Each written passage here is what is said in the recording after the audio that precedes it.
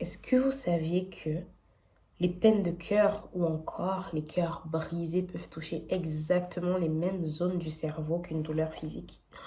On en parle aujourd'hui.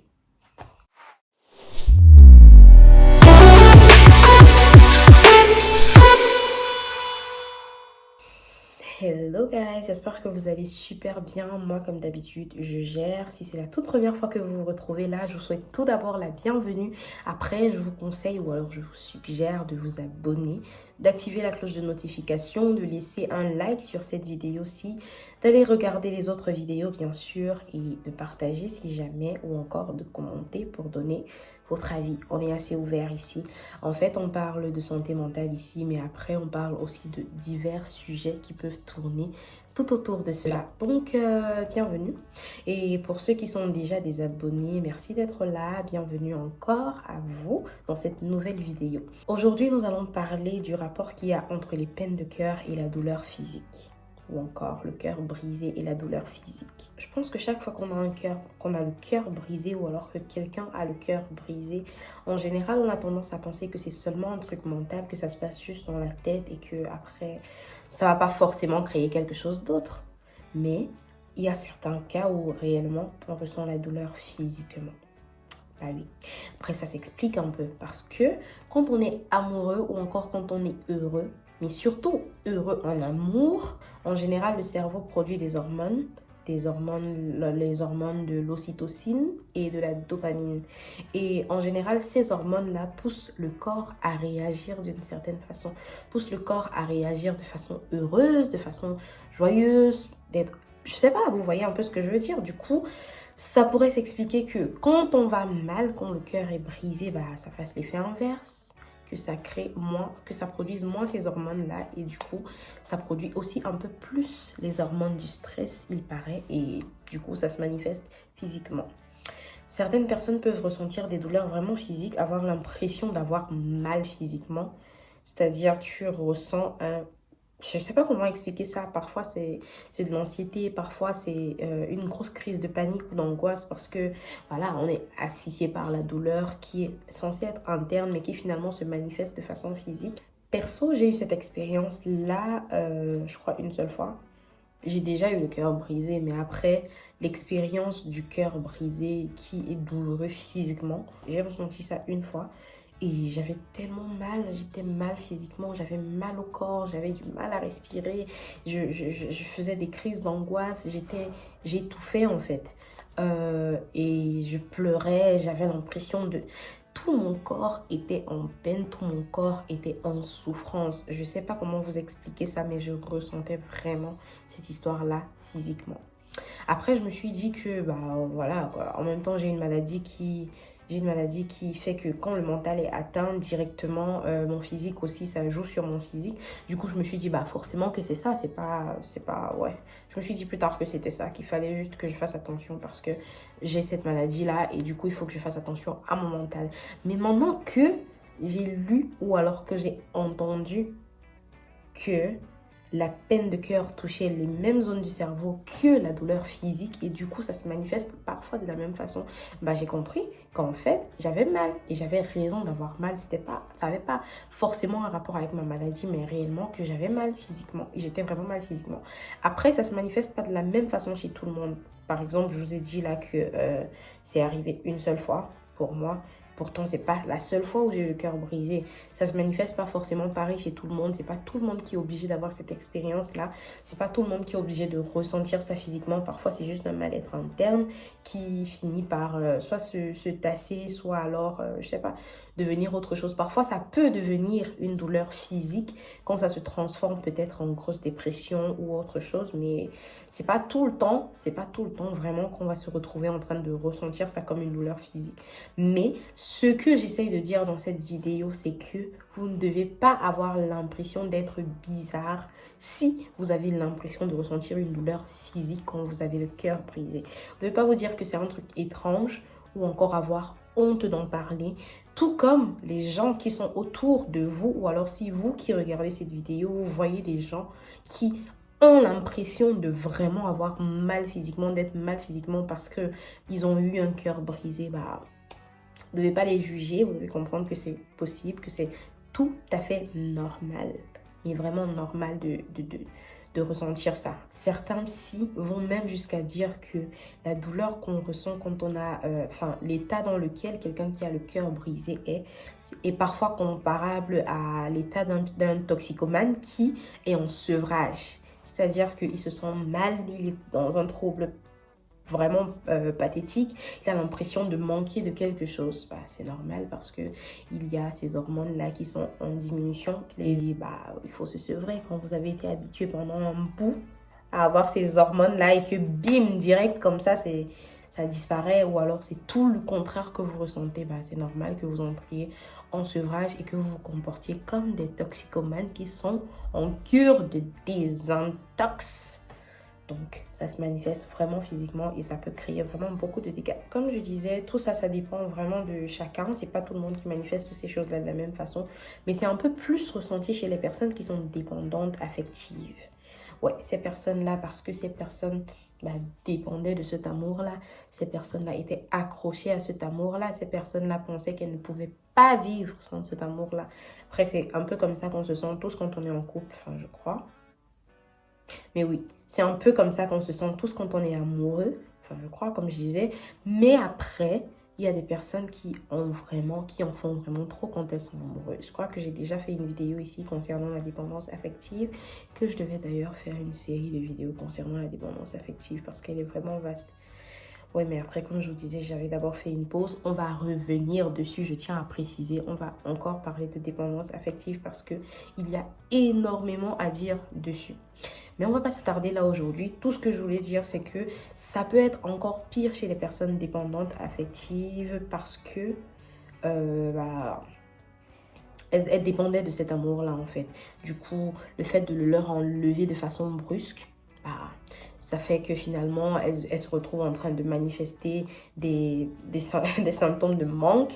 Elles se retrouvent en train de manifester des symptômes de perte de repères et autres. Et voilà. Avoir le cœur brisé, ressentir la douleur, mais fortement comme ça et tout.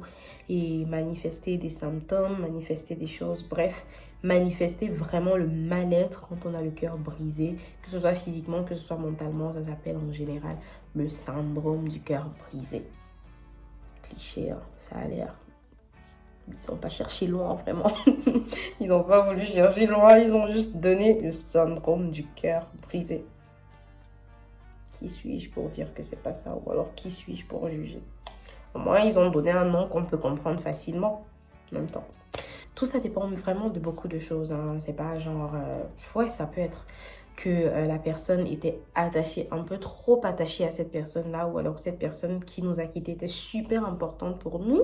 Ça peut être tout simplement que nous-mêmes, on a du mal à gérer nos émotions simplement. Donc, ça peut avoir plusieurs raisons. Après, il n'y a pas de raison spécifique. Bref, ce que j'essaye de dire ici, c'est que les personnes qui ont le cœur brisé peuvent aussi se sentir mal physiquement, du coup. Faudrait faire attention, faudrait pas les juger, faudrait les comprendre. Et même si dans une rupture, les deux personnes en général sont affectées, les deux personnes qui formaient le couple sont affectées, en général, la personne qu'on laisse est souvent celle qui est un peu plus touchée. La personne qu'on quitte, entre guillemets, celle qui est un peu plus touchée. Donc, il faudrait un peu faire attention à cette personne-là, un peu voir s'il y a des changements, parce que c'est aussi possible que vous soyez avec la personne est en mode non, après le cœur brisé, ça me touche pas particulièrement, mais vous ressentez qu'il y a des choses physiques qui se passent. Peut-être la personne a constamment des problèmes de respiration, peut-être que la personne est constamment anxieuse, peut-être que la personne a constamment des crises de panique, peut-être que la personne a constamment des migraines, des maux de tête, des insomnies et autres. C'est peut-être que cette personne-là est en train de subir ou alors de souffrir du syndrome du cœur brisé, et il faudrait y faire attention pour que ça ne se transforme pas en autre chose, par exemple une dépression, qui sait. Donc il faudrait faire vraiment attention aux personnes autour de vous et vous souvenir que le cœur brisé peut vraiment nous briser, ça peut vraiment nous casser. Vous n'avez pas idée, même si certaines personnes sont fortes et certaines personnes gèrent, il y a d'autres personnes qui prennent très mal le cœur brisé, surtout dans les relations qui avaient déjà mis long, ou même si c'était une courte relation, des personnes qui se sont attachées à d'autres personnes, qui commençaient déjà à voir l'avenir ou alors la vie avec ces personnes-là et qui n'arrivaient plus à s'imaginer sans, qui se retrouvent finalement en train de devoir tout recommencer à zéro, devoir vivre sans ces personnes là-bas. Ça peut créer des choses en fait, ça peut chambouler toute une vie et créer vraiment des douleurs intenses. Intenses. Je vous assure que la douleur du cœur brisé est intense. Limite, je préfère que me fouettes et puis que tu me laisses. Après, ça va passer, mais cette douleur-là, c'est la pire. Enfin, l'une des pires. Donc, voilà un peu. Pour les personnes qui ont eu le cœur brisé, peut-être depuis un petit bout, peut-être depuis longtemps, je vous suggère de prendre énormément soin de vous soigner parce que aussi, c'est considéré comme une maladie, donc enfin, comme un mal-être. Du coup, vous devez vous soigner pour pouvoir aller mieux. Vous devez prendre soin de vous pour pouvoir aller mieux. Vous devez refaire toute votre vie, reconditionner toute votre vie pour pouvoir vous relever, pour pouvoir avancer. Mais surtout, vous devez avoir la volonté d'avancer parce que en même temps, si vous décidez de vous morfondre, de vous lamenter, de juste vous limiter à ce que vous ressentez sur le moment et pas faire d'efforts pour ressentir quelque chose de mieux, vous allez toujours rester dans cet état mental et cet état physique qui est plutôt déplorable, ce qui, je pense pas, va vous aider dans votre vie. Donc, prenez soin de vous, donnez-vous de l'amour, essayez de vous relever et surtout soyez patient et tolérant parce que autant qu'une autre maladie prend du temps pour pouvoir être traitée, c'est de la même façon que le cœur brisé aussi demande beaucoup de temps, d'attention et de soins pour pouvoir être traité, être soigné aussi. Du coup, faites attention à vous, mais donnez-vous du temps. Ne vous dites pas que vous devez vite faire parce que chacun va à son rythme. Autant l'autre met un jour pour pouvoir aller mieux, autant l'autre a besoin de 2 mois pour pouvoir aller mieux. Autant aussi l'autre a besoin de 1 an, 2 ans, 3 ans, 4 ans. Non.